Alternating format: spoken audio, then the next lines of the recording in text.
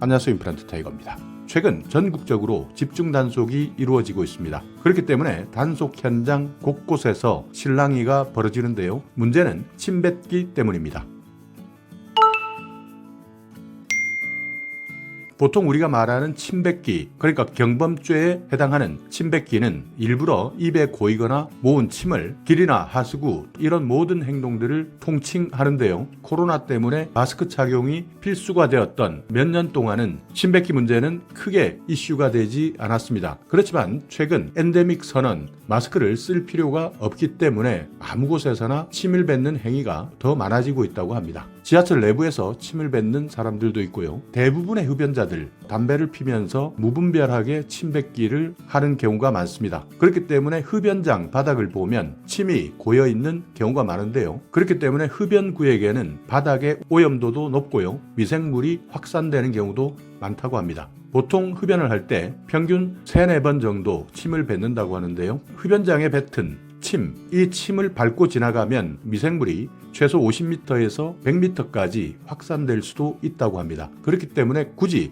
단속이 아니라 하더라도 공중위생, 보건상, 안전을 위해서 침을 뱉는 행위는 자제하셔야 되는데요. 침 뱉기는 원칙상으로는 경범죄 처벌법에 의해서 처벌받습니다. 그렇기 때문에 함부로 길이나 공원 그 밖에 여러 사람이 모이거나 다니는 곳에서 함부로 침을 뱉을 경우에는 10만 원 이하의 벌금, 구류, 과료의 형에 처한다 이렇게 명시하고 있기 때문에요. 특히 흡연자들은 내 건강뿐만 아니라 타인의 건강을 위해서도 침 뱉기는 자제해 주셔야 됩니다. 자, 그리고 운전하다가 옆 차선에 있는 차량에 침을 뱉었다. 이때는 문제가 완전 달라집니다. 경범죄로 처벌받는 것이 아니라 폭행죄가 성립되기 때문인데요. 그렇기 때문에 벌금형을 받을 수 있는 겁니다. 그러니까 옆 차선에 있는 차에 침이 묻은 사진이 증거로 인정되었기 때문인데요. 다른 사람의 몸에 침이 묻지 않는다 하더라도 폭행죄 성립될 수 있는 겁니다. 그러니까 이런 상황에서 벌금 10만 원이 아니라 벌금 70만 원을 선고했는데요. 서울에 있는 도로 2차로에서 1차로 쪽으로 끼어들기를 시도했는데요.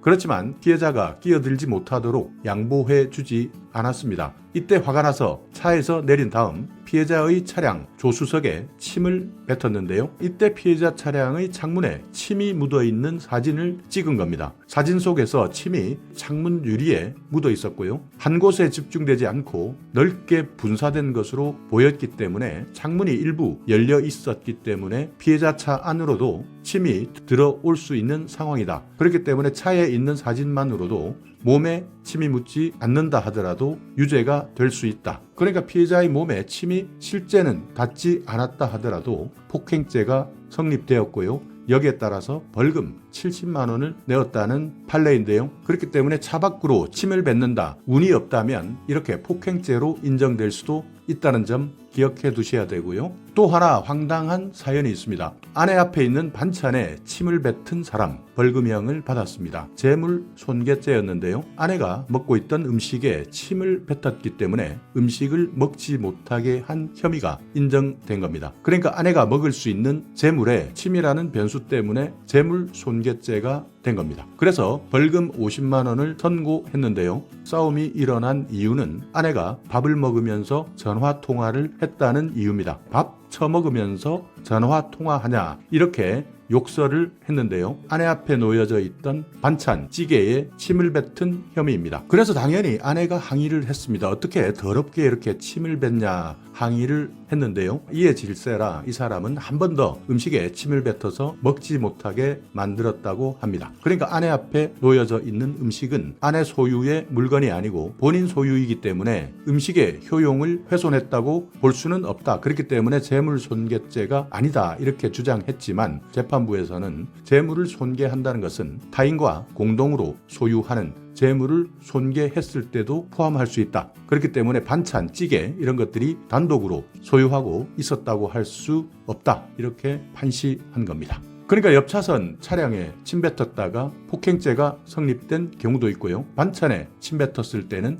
재물손괴죄가 적용되는 경우도 있습니다. 그리고 최근 다시 만연해지고 있는 길바닥의 침 뱉기, 특히 흡연자들, 흡연장에서 침 뱉기는 침을 밟은 사람에 의해서 50m에서 100m까지 확산될 수 있다. 미생물이 확산될 수 있고 오염도가 증가할 수 있다. 침 뱉기는 경범죄 처벌법에 의해서 10만 원 이하의 벌금이나 구류, 과료의 형에 처한다. 이렇게 명시되어 있지만 사례가 심각하거나 특이한 경우에는 벌금 70만 원, 벌금 50만 원 낼 수 있다는 것도 기억해 두셔야 합니다. 그리고 일상에서 비일비재하는 매너 없는 행위, 이런 행위 때문에 불쾌한 경험 한 번쯤은 해보셨을 텐데요. 침뱉기뿐만 아니라 흡연이나 꽁초, 쓰레기 무단 투기, 무임승차, 노상방뇨, 고성방가 이렇게 일상에서 빈번하게 발생하는 행위, 이런 행위들 때문에 많은 분들이 피해를 보기도 합니다. 대부분 이런 행위들은 경범죄에 해당되는데요. 경범죄 처벌법 종류만 해도 40가지가 넘습니다. 경범죄 종류를 보면 빈집에 침입하기, 도움이 필요한 사람들을 신고하지 않았을 때도 벌금을 물 수도 있고요. 호객행위, 광고물 부착, 쓰레기 투기, 노상방뇨, 불안감 조성, 음주소란, 인근소란, 물건 던지기, 위험한 동물의 관리 소홀, 동물 등에 의한 행패, 거짓 인적사항 사용, 과다 노출, 지문 채취 불응, 무임승차나 무전취식, 장난전화 같은 것들이 있는데요. 이런 사람들은 대부분 10만 원 이하의 벌금, 구류 또는 과료의 형으로 처벌합니다. 여기서 말하는 벌금이라는 것은 일정 금액을 국가에 납부하는 형벌에 해당되고요. 구류는 하루부터 30일 미만의 기간 동안 교도소나 경찰서 유치장에 구치되는 형벌이고요. 과료는 일정 금액을 국가에 납부하는 형벌인데 벌금하고 비슷하지만 벌금보다는 금액이 적고 비교적 경미한 범죄, 경범죄에 과해지는 형벌입니다. 그렇지만 개인 사정, 형편 때문에 형을 면제받을 수도 있고요. 구류와 과료를 함께 부과할 수도 있습니다. 그리고 여기에다가 범칙 행위를 상습적으로 하는 사람, 그러니까 자주 이런 경범죄에 걸리게 된다면 상습적 부정행위, 가중처벌을 받게 됩니다.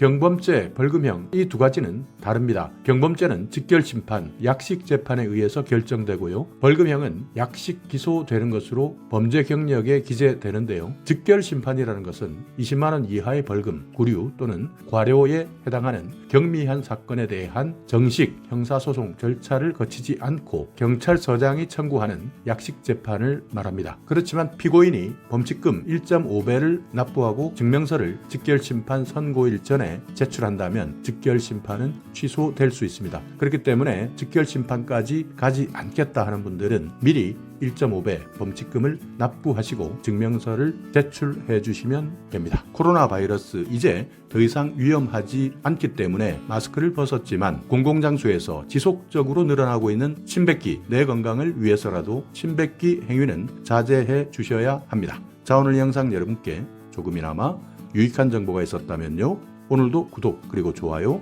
부탁드리겠습니다.